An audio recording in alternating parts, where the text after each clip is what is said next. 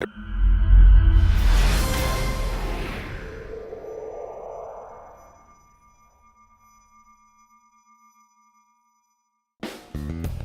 team builds a variety of tools, anywhere from power tools to different hand tools that the astronauts will use. The biggest challenge for us in designing and developing tools for astronauts is to make it easy for them to use in their suit, and especially with their gloved hands that fatigue easily when they're working on orbit. Our team is called the Crew Aids and Tools. It's not all just tools. We also build different things that aid the astronauts in doing the task. We build all the handling aids for any of the instruments or to transport the or use the orbital replacement units when they're doing the changeouts. EVA time is at a premium, so any tool that we develop it in order to optimize the time that we have up there and make it as easy and simple for the astronauts to use. We develop tools for HST. One could think you could go to the hardware store and actually pick out a tool and use that and just deliver it with the astronaut to use in space. The space environment is very harsh. It's very hot, very cold, and it's also in a vacuum.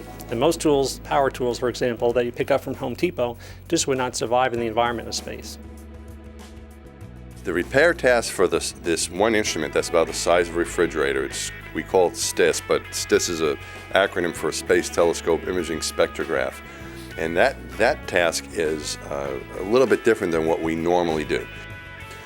In this case with STIS, we don't have a replacement module for it.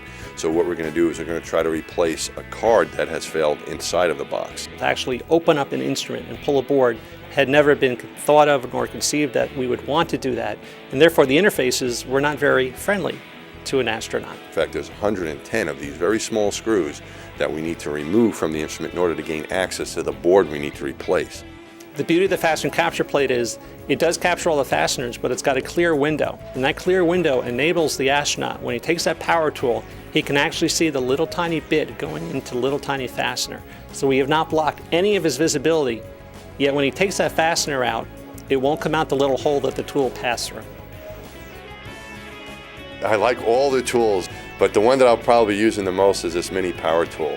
I'm looking forward to using that.